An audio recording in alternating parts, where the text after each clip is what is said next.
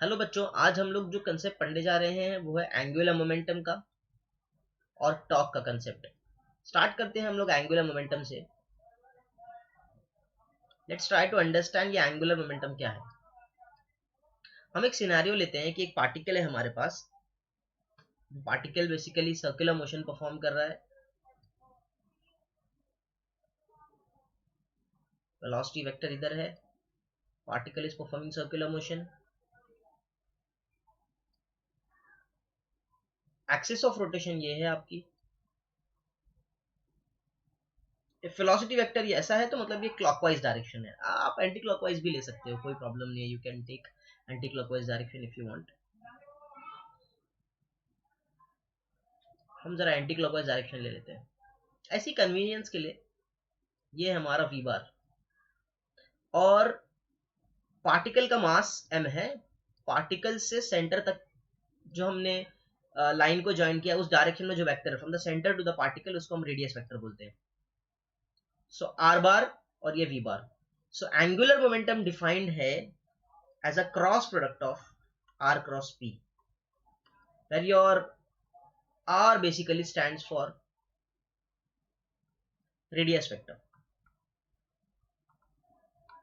या position vector, whatever you like, and this p stands for linear momentum। और आपको पता है लीनियर मोमेंटम का direction is same as the direction of velocity. तो जिस डायरेक्शन में वेलोसिटी है उसी डायरेक्शन में लीनियर मोमेंटम भी है, इसी डायरेक्शन में लीनियर मोमेंटम भी है पी बार। अगर आपने इसका क्रॉस लिया आर क्रॉस पी तो आपको कौन सा डायरेक्शन मिलेगा?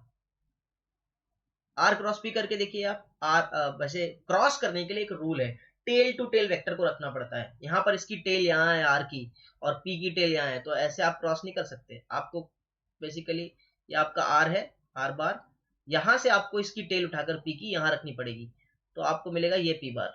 अब अगर आपने क्रॉस किया आर क्रॉस पी तो आपको जो डायरेक्शन मिलने वाला है वो ऊपर का डायरेक्शन है, ये डायरेक्शन, ये आपका डायरेक्शन है आर क्रॉस पी का। और इसी डायरेक्शन में बेसिकली एंगुलर मोमेंटम रिसाइड करता है। This is the direction of angular momentum, because angular momentum होता ही आर क्रॉस पी है। सो एंगुलर मोमेंटम कौन से डायरेक्शन में है? अगर object is moving in the direction of like in anti-clockwise direction, angular momentum ऊपर की तरफ है। it is in the direction of omega, by the way। omega का भी यही डायरेक्शन है और angular momentum का भी यही डायरेक्शन है। it looks कि ये दोनों रिलेटेड है somehow and we will come to it कि कैसे रिलेटेड है। बेसिकली हम वही डिराइव करना चाह रहे हैं कि एल बार और omega bar they are related by some constant. Okay, वैसे हम पता भी कर सकते हैं कि कैसा रिलेशन होगा, थोड़ा सा अगर हम गौर करें तो उसके ऊपर। क्योंकि हमें मालूम है कि पी बार बेसिकली क्या है, एम वी बार। ये है ट्रांसलेशनल मोशन में। रोटेशनल मोशन में पी की जगह पे एल आता है, लीनियर मोमेंटम की जगह पे एंगुलर मोमेंटम, एम के जगह पे मास की जगह पे मोमेंट ऑफ इनर्शिया और वी के जगह पे ओमेगा आता है। तो समहाउ रिलेशन ऐसा है, L bar is equal to I omega bar, और यही हमने डिराइव करके शो कर रहा है। Let's see. अब आप इसको देखिए, आर और पी ये दोनों एक दूसरे को परपेंडिकुलर है। क्यों? क्योंकि पी टेंजेंशियल डायरेक्शन में है और आर जो है बेसिकली रेडियल डायरेक्शन में। रेडियस और टेंजेंट एक दूसरे को परपेंडिकुलर रहते हैं, ये हमें मालूम है पहले से। सो देयरफॉर आप इनका अगर क्रॉस प्रोडक्ट करोगे तो आपको क्या मिलेगा? मैग्नीट्यूड वाइज अगर आप देखो क्रॉस प्रोडक्ट का मैग्नीट्यूड निकालो तो आपको मिलेगा R bar magnitude, P bar magnitude and sine of the angle between them which is 90 degree. So यहां से आपको मिल गया L is equal to R P. What is P by the way? Magnitude wise P जो है वो M we है।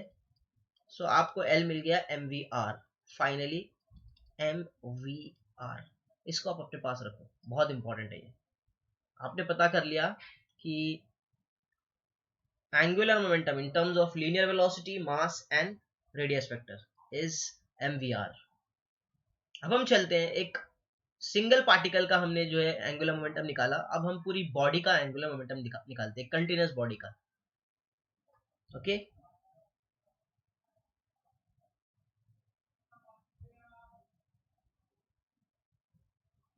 Angular momentum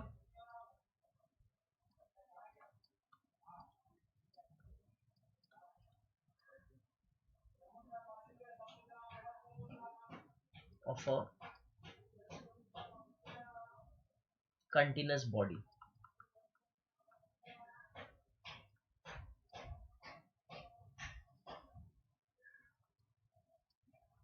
A discrete body हो, it does for that also, but it is made up of n number of particles. Body ऐसी है जो n number of particle से बनी हुई है. तो जो आर्ग्यूमेंट हम एक के लिए पेश करेंगे वो दूसरे के लिए भी चलेगा. Let's start. We have a body like this and इसका axis of rotation is here. Anti clockwise direction में रोटेट कर रही है. हम 3 या 4 पार्टिकल्स कंसिडर करेंगे इस बॉडी के ऊपर. Try to analyse it. ये हमारा पार्टिकल है जिसका मास m1 है. यह हमारा पार्टिकल है जिसका मास m2 है. और ये हमारा पार्टिकल है जिसका मास m3. अच्छा, हम बेसिकली डिस्क्रीट ही ले रहे हैं, तो आप डिस्क्रीट बॉडी के लिए लिखो, लेकिन जो कुछ भी डिराइव कर रहा हूं वो कंटिन्यूस बॉडी के लिए एज इट इज चलने वाला है. ये याद रखना आप. डेरिवेशन दोनों के लिए काम आएगा. सेम डेरिवेशन, सेम उस चीज को हम वहां पर एक्सटेंड कर सकते हैं, बट मैं अभी फिलहाल क्योंकि डिस्क्रीट मासेस ले रहा हूं तो डिस्क्रीट बॉडी के लिए लिख देता हूं. Angular momentum for a discrete body. What I want is the relation, basically relation between L and omega. I want this. Okay, जैसे कि मैंने दिखाया आपको कि एल और ओमेगा सेम डायरेक्शन में, तो उनके बीच में एक रिलेशन एग्जिस्ट करना चाहिए. बाय द वे, एम अगर यहाँ है तो लीनियर वेलोसिटी इसकी जो है टेंजेंशियल रहेगी. जो कुछ सर्कल ये बनाएगा उस डायरेक्शन में टेंजेंशियल रहेगी, और ये उसका रेडियस वेक्टर जो उसको परपेंडिकुलर रहेगा. ये r1 है, ये v1 है, m1 है. और सारे पॉइंट्स की लीनियर वेलोसिटी अलग रहेगी, बिकॉज लीनियर वेलोसिटी अलग होती है. पार्टिकल अगर बॉडी के ऊपर है तो सबका ओमेगा सेम, बट सबका v अलग, क्योंकि सबका r अलग है. इसका v इधर, and this is radius vector, और यहाँ पर ये रेडियस वेक्टर है r3, एंड ये सॉरी इसको m3 लिख देते हैं. ये है v3 का डायरेक्शन. सब परपेंडिकुलर है एक दूसरे को. ओके,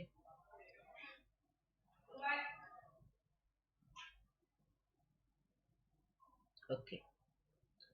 अब क्योंकि जितने पार्टिकल्स हैं सब बेसिकली इसी प्लेन के अंदर मूव हो रहे हैं, इसी प्लेन के अंदर परफॉर्म कर रहे हैं रोटेशन, तो सबका एल जो है ना ऊपर के डायरेक्शन में रहेगा. सबका फर्स्ट पार्टिकल का एल इधर L1, सेकेंड पार्टिकल का भी एल ऊपर L2, थर्ड पार्टिकल का भी एल ऊपर L3. एल भले से वेक्टर क्वांटिटी है, बट क्योंकि एल सबका ऊपर है, तो अगर टोटल बॉडी का आपको एल पता करना है तो फॉर्मूला क्या होगा, जितनी बॉडीज हैं सबका एल ऐड कर दो, जितने ऑब्जेक्ट्स हैं सबका एल आप ऐड कर दो. एन नंबर ऑफ पार्टिकल्स है बेसिकली, सबका एल ऐड कर दो. बिकॉज जब वेक्टर सेम डायरेक्शन में होते हैं, मतलब पैरेलल होते हैं, तो उनको आप स्केलर की तरह ऐड करते हो. Let's start. एल हमने क्या डिराइव किया था, इट इज mvr. अब हमने ये बोला है कि ओमेगा बेसिकली इस ऑब्जेक्ट के लिए, ये पूरा जो ऑब्जेक्ट है ओमेगा हर पार्टिकल के लिए सेम. इस पे जितने पार्टिकल है सबका ओमेगा सेम है. क्यों? क्योंकि ओमेगा एंगुलर वेलोसिटी, और हर पार्टिकल सेम एंगल कवर करेगा सेम टाइम में, बिकॉज उस ऑब्जेक्ट के ऊपर है वो. सो हम पहले v को सब हटाते हैं और v की जगह पे ओमेगा के फॉर्म में जो है हम इस इक्वेशन को बनाते हैं ओमेगा के फॉर्म में, क्योंकि हमको लास्ट में वही लाना है. ठीक है. So you can write this as mv. हमने लास्ट टाइम डिराइव किया है लेक्चर्स के अंदर कि v जो है बेसिकली वो r ओमेगा है. तो you can write this as v mv r omega की जगह पे you can write r omega into r, m r square omega. This is l. अब हर पार्टिकल के लिए अलग है. कैसे? L1 for first particle it is m1 r1 square, लेकिन ओमेगा सेम है, छोड़ देंगे. सेकेंड पार्टिकल के लिए it is m2 r2 square, omega same है, छोड़ देंगे. ऐसे करके nth पार्टिकल के लिए it is mn rn square, omega same है, तो उसको हम नंबर नहीं देंगे. अब सारे l को हमको ऐड करना है रिजल्टेंट l निकालने के लिए, क्योंकि सारे l एक ही डायरेक्शन में है और वेक्टर है, तो सब जब वेक्टर्स एक डायरेक्शन में होते हो तो उनको स्केलर की तरह ऐड किया जाता है. फिर हमको पैरेललोग्राम लॉ यूज करने की जरूरत नहीं. तो L एज अ होल कितना हो जाएगा, m1 r1 square omega plus m2 r2 square omega plus dot dot dot dot plus mn rn square omega. Therefore अगर आप इसमें से देखो तो ओमेगा बाहर आ रहा है सब में से, और बच रहा है m1 r1 square, m2 r2 square plus dot dot dot plus mn rn square, और यहाँ पर ओमेगा. अगर आप ध्यान से देखो तो ये जो क्वांटिटी बच गई है बेसिकली क्या है, summation of all the MI RI square from I equals 1 to n, बराबर। और यही बेसिकली मोमेंट ऑफ इनर्शिया के लिए स्टैंड करता है। This is nothing but moment of inertia I, so therefore you could write that L is equal to I omega. तो ultimately आपने निकाल लिया रिलेशन L और ओमेगा के बीच में, और क्योंकि दोनों सेम डायरेक्शन में, जैसे कि मैंने बताया था दोनों सेम डायरेक्शन में, तो L बार को आप डायरेक्टली I ओमेगा बार लिख सकते हो। I is a positive quantity which is called as the moment of inertia. ये आपका मोमेंट ऑफ इनर्शिया है।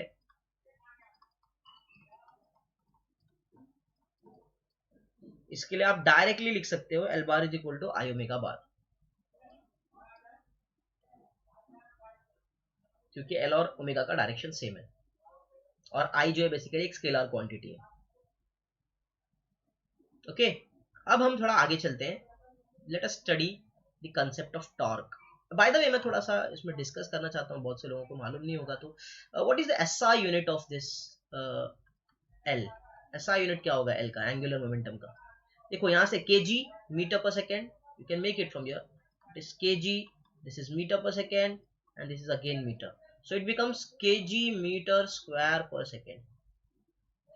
बच्चों आगे हम लोग पढ़ेंगे टॉर्क, बेसिकली टॉर्क का कंसेप्ट जो कि आपने पढ़ा है, इसका बेसिक्स आपने पढ़ा है 11th स्टैंडर्ड में। हम लोग कंसिडर करते हैं एक पार्टिकल जो सर्कुलर मोशन परफॉर्म कर रहा है।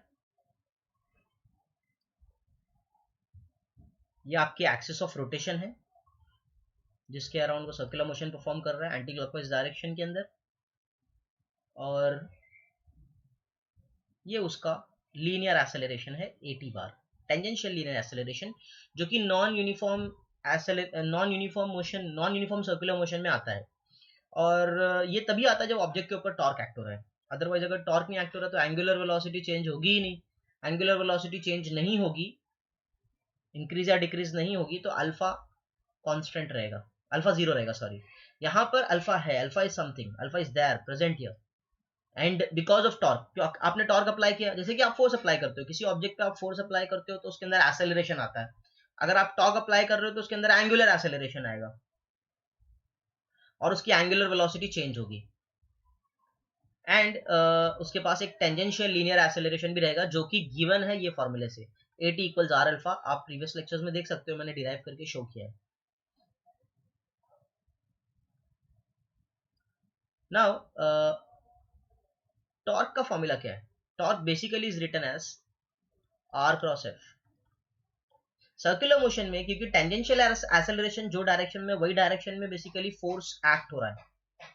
जो टेंजेंशियल फोर्स है, टेंजेंशियल कंपोनेंट ऑफ फोर्स है, जो टेंजेंशियल एक्सेलरेशन ला रहा है, वो टेंजेंशियल डायरेक्शन में है, और हमें सिर्फ उसी से लेना देना है, बिकॉज वही non uniform circular motion produce करेगा, वही ओमेगा को चेंज करेगा। सो अगर हम देखें तो एंगल जो है R और AT के बीच में, या R और F के बीच में, तो वो 90 बन जाएगा वो प्रोसेस से। एंड नाउ अगर आप इसका क्रॉस प्रोडक्ट का मैग्नीट्यूड लो तो आपको RF sin 90 मिलेगा। देयरफॉर टॉर्क हो जाएगा R इंटू F। ओके, और F को आप लिख सकते हो mass into acceleration which is mass into AT। सो इस तरीके से आप बेसिकली चाहो तो AT को भी सब्स्टिट्यूट कर सकते हो एज R अल्फा। सो आपका टॉर्क हो जाएगा MR स्क्वायर अल्फा। अब अगर आपने कोई एक्सटेंडेड ऑब्जेक्ट ले लिया, आपने कोई बॉडी ले ली बड़ी सी जो circular motion, rotational motion perform कर रही है, फॉर एग्जांपल ये आपकी बॉडी है, रोटेशनल मोशन परफॉर्म कर रही है इस एक्सिस के अराउंड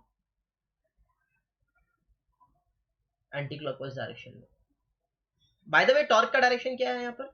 टॉर्क का डायरेक्शन R क्रॉस F है। अगर आप R क्रॉस F करोगे तो आपको क्या मिलेगा? डायरेक्शन ऊपर का ही मिलेगा, और आपको ये 11th स्टैंडर्ड से मालूम है कि it is given by right hand rule. जिस डायरेक्शन में ऑब्जेक्ट घूम रहा है उस डायरेक्शन में आप कर्ल करो फिंगर्स को, तो आपका थंब आपको ऊपर का डायरेक्शन दे देगा। ये डायरेक्शन टॉर्क का है। बाय द वे आप निकाल सकते हो, ये बहुत सिंपल है। देखो कैसे, यू कैन टेक लाइक ये R है आपका, आप टेल टू टेल एफ को यहाँ पर रख दो, आप आर क्रॉस एफ लो तो आपको ऊपर का डायरेक्शन मिलेगा बाय राइट हैंड रूल। यही टॉर्क का डायरेक्शन है, यही टॉर्क है। Okay, so let's move on to find the moment of torque on such type of body. यहाँ पर एक पार्टिकल है जिसका मास m1 है, उसका डिस्टेंस जो है बेसिकली r1 है, और लीनियर टेंजेंशियल एक्सेलरेशन 81 है। बट हमें उसकी जरूरत भी नहीं है एक्चुअली, क्यों? क्योंकि अल्फा काफी है हमारे लिए, हमने कन्वर्ट कर दिया उस फॉर्म में। बट ठीक है, चलो हम ले लेते हैं। टेंजेंशियल एक्सेलरेशन को मैं ए से डिनोट करूंगा फॉर नाउ, बिकॉज 81 लिखने से सिंपल है a1 लिख दो।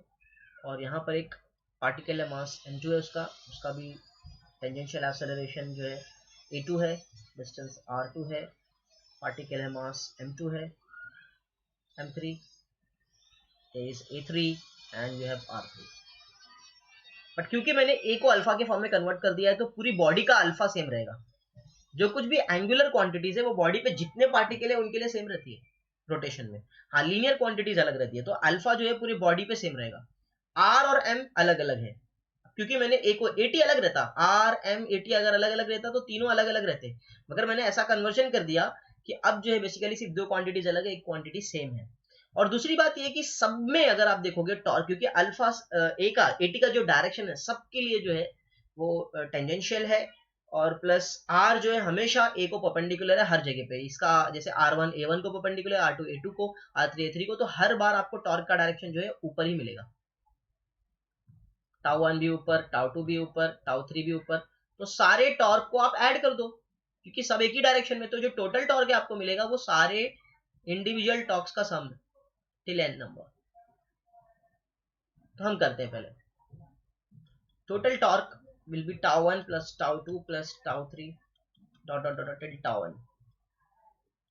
Tau 1 is m1 r1 square alpha, क्योंकि अल्फा हर पार्टिकल के लिए सेम है, m2 r2 square alpha plus dot dot dot dot till mn rn square alpha. आप अल्फा को कॉमन निकाल लो तो बचेगा m1 r1 square plus m2 r2 square plus dot dot dot dot plus mn rn square alpha. अगर आप ध्यान से देख रहे हो तो ये क्वांटिटी क्या बन गई? summation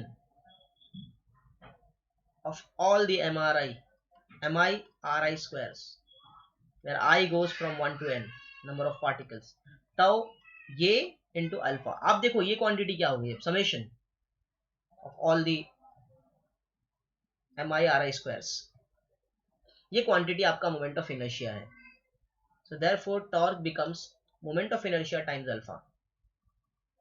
आपको पता है कि अल्फा का डायरेक्शन भी यही है, ऊपर का डायरेक्शन। क्यों? अगर ओमेगा इंक्रीज हो रहा है तो हमने यही लिया है, क्योंकि जो डायरेक्शन में एज है, ये सारे ए अगर पॉजिटिव है तो ये डायरेक्शन में बेसिकली ओमेगा इंक्रीज होगा, मतलब अल्फा का डायरेक्शन भी यही है। तो अल्फा और टॉ बेसिकली सिर्फ दोनों एक ही डायरेक्शन में, सिर्फ एक फैक्टर से रिलेटेड है, और वो फैक्टर मोमेंट ऑफ इनर्शिया है। सो आप अगर इसको वेक्टर फॉर्म में लिखना चाहो तो tau bar is equal to I alpha bar लिख सकते हो, बिकॉज मोमेंट ऑफ इनर्शिया तो स्केलर ही है।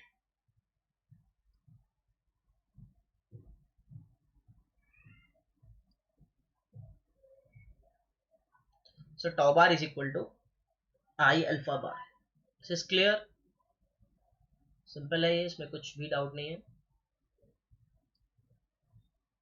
अब हम चलते हैं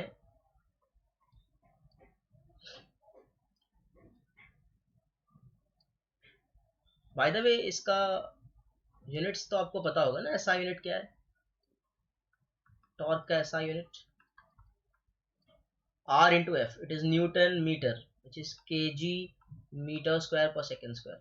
Same like joule, या सेम लाइक वर्क और एनर्जी। टॉर्क का यूनिट वर्क और एनर्जी की तरह ही है अगर आप ध्यान से देखो तो, ठीक है।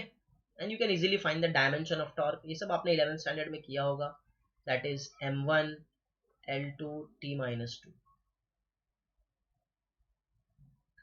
अब हम चलते हैं एक बहुत इंपॉर्टेंट डेरिवेशन पे, जो है कि relation between tau and L. हम ये पता करना चाह रहे हैं what is the relation between torque and angular momentum.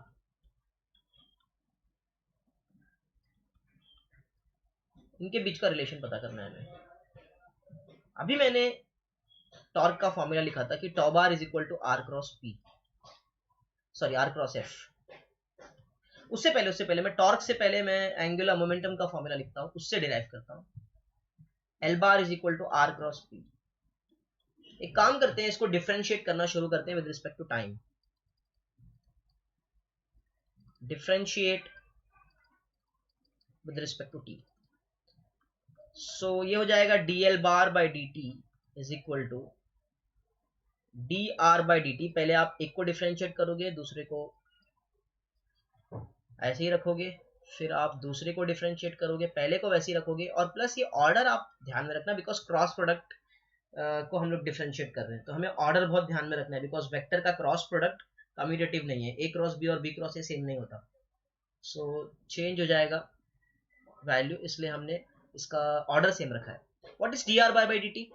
D R bar by D T is the change in position. आप देखो पुराने डेरिवेशंस में जाओ, जिसके अंदर मैंने ये डिराइव किया था, V bar is equal to omega cross R से सेंट्रीपिटल और टेंजेंशियल एक्सेलरेशन का डेरिवेशन किया था, तो इसमें भी मैंने सेम ऑर्डर को ध्यान में रखा था। और D R bar by D T क्या होता है? वी होता है, it is linear velocity cross P.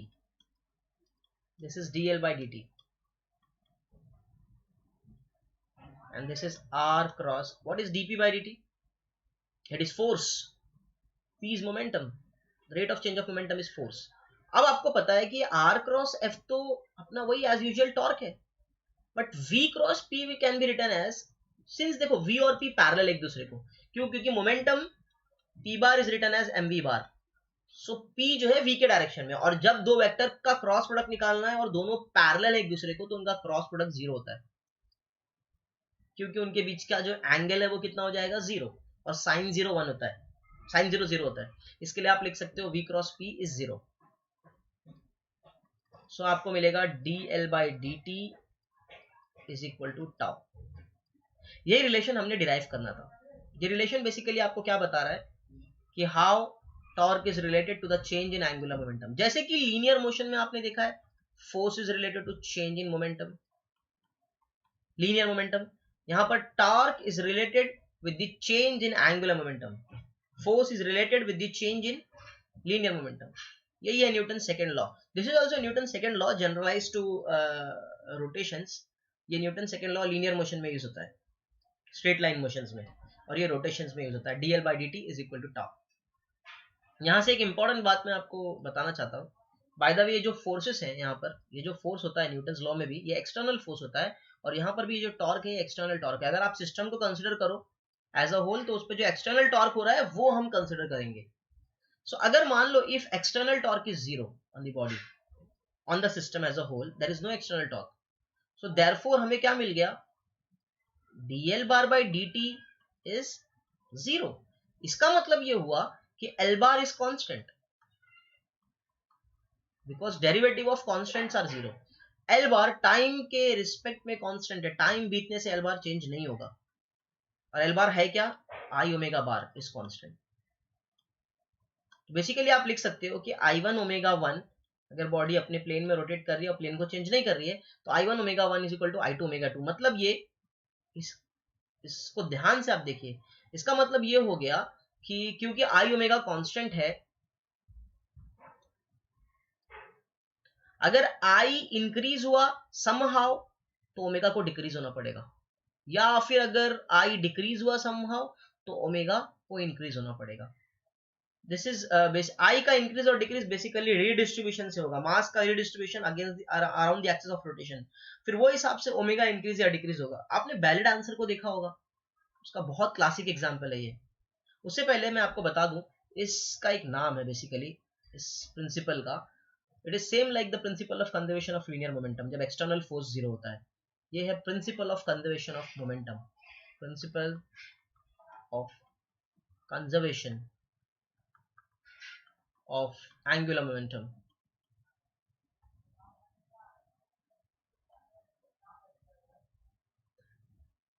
Isolated systems में एंगुलर मोमेंटम हमेशा कंजर्व रहता है, जब तक कि कोई एक्सटर्नल टॉर्क बाहर से उसके ऊपर टॉर्क अप्लाई ना करे। और उसके एग्जांपल्स हम देखते हैं। हमारा एग्जांपल जो है, पहला एग्जांपल है वैलिड आंसर।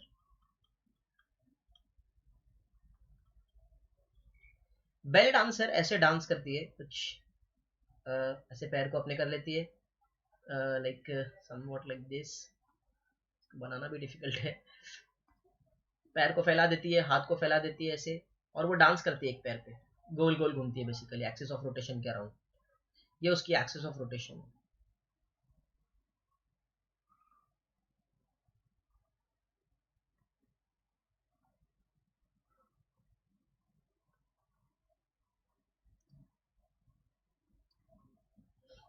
अब वो क्या कर रही है, उसका कुछ तो भी आई है मोमेंट ऑफ इनर्शिया और कुछ तो भी ओमेगा है।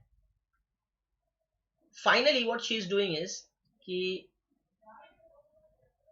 रोटेट होते ही बाहर से कोई एक्सटर्नल टॉक नहीं हो रहा है, वो अपने हाथ को अपने पास कर ले रही है, दोनों हाथ को, और अपने पैर को भी अपने पास कर ले रही है।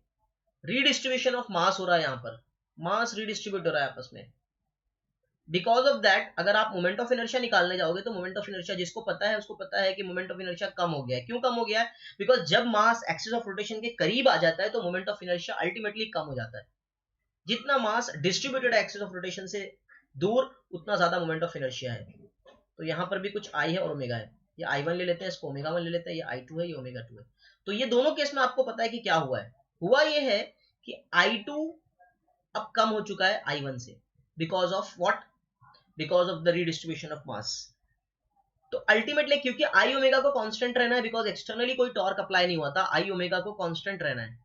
फॉर दैट ओमेगा 2 बढ़ जाएगा ओमेगा 1 से, क्योंकि आई डिक्रीज हो रहा है तो ओमेगा अपने आप बढ़ जाएगा।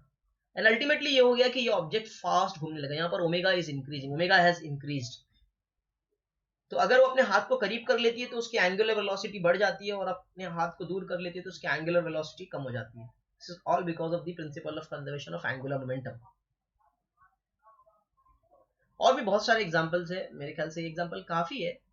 आप इससे गो थ्रू करो, और डे टू डे लाइफ में बहुत एग्जांपल्स हैं इसके, और ये सबसे क्लासिक एग्जांपल है, मुझे तो सबसे बेस्ट लगता है ये। इससे ज्यादा अच्छा कोई एग्जांपल मेरे नज़र में तो नहीं है। और बहुत सारे लाइक डिफिकल्ट एग्जांपल्स हैं जिसमें आपको दिमाग लगाना पड़ेगा, सोचना पड़ेगा, पर जाने दीजिए, काफ़ी है। आप एक बार गो थ्रू करिए, काफ़ी अच्छे से मैंने एक्सप्लेन कर दिया है हर चीज़। टॉर्क और कैसे रिलेटेड है टॉर्क एंगुलर मोमेंटम से, प्लस क्या है principle of conservation of angular momentum, सारी चीज़ें मैंने एक्सप्लेन कर दिया। ओके।